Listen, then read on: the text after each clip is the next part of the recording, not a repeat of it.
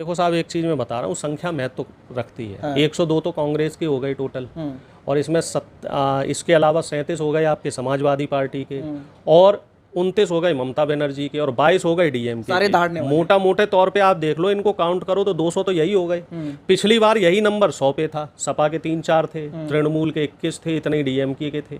तब वो संख्या खींचतान के 100 तक पहुंच रही थी। तो फर्क है साहब, कहाँ 100 और कहाँ 200। पहले ये 303 थे, अब ये 241 हैं। अब इनके भी 60 कम हो गए हैं।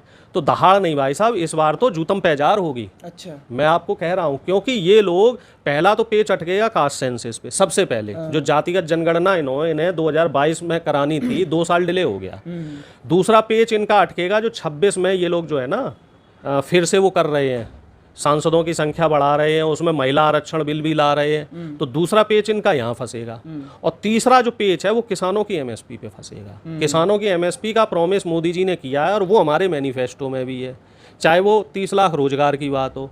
तो इन सब पे पेच फंसेगा। अब चूंकि संख्या बल हमारे साथ है, आप क्या करोगे भाई? पहले तो ये था कि आप संख्या में इतने ज़्यादा हो, लगभग 350 थे, हमारे पास 150 ही थे। कहाँ 350, कहाँ 150, 200 का फर्क था।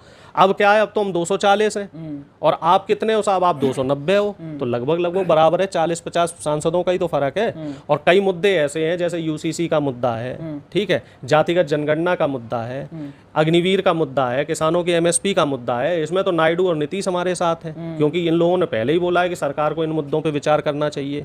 तो मामला इस बार बराबरी का रहेगा। राहुल, अखिलेश, धर्मेंद्र, लालू, मतलब बहुत से ऐसे तमाम भारी भारी नाम हैं।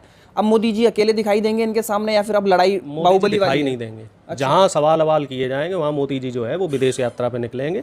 मोटा भाई जूझते मिलेंगे आपको। अच्छा, हाँ, मोदी जी अब इस बार संसद में कम से कम दिखाई देंगे।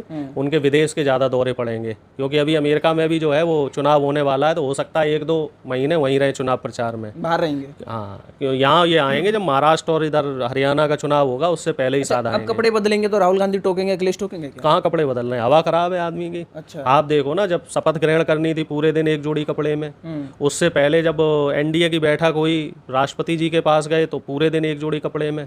आदमी की हालत टाइट है इस समय। उनके चेहरे की भाव भंगिमाएं देखो आप, बड़ी मुश्किल से मुस्कुरा पा रहे हैं। मुस्कुराना भारी हो रहा है मोदी जी को। भाई। जो अंदर का एक घमंड था, आदमी, मैं कहता हूँ कुछ भी टूट जाए, जमीन टूट जाए, जायदाद टूट जाए, आपके अपने छूट जाए, लेकिन जिस दिन आपका गुरूर टूटता है उस दिन आदमी खत्म हो जाता है। इसीलिए जो गुरूर है उसको संभाल के रखना चाहिए। आदमी कहता है ना, जो बड़े बुजुर्ग भी कह गए हैं कि आदमी को बड़ी बात नहीं कहनी चाहिए, बड़ा निवाला खा ले, बड़ी बात ना कहे। मोदी जी ने क्या किया, बड़ी बड़ी बातें कह दी।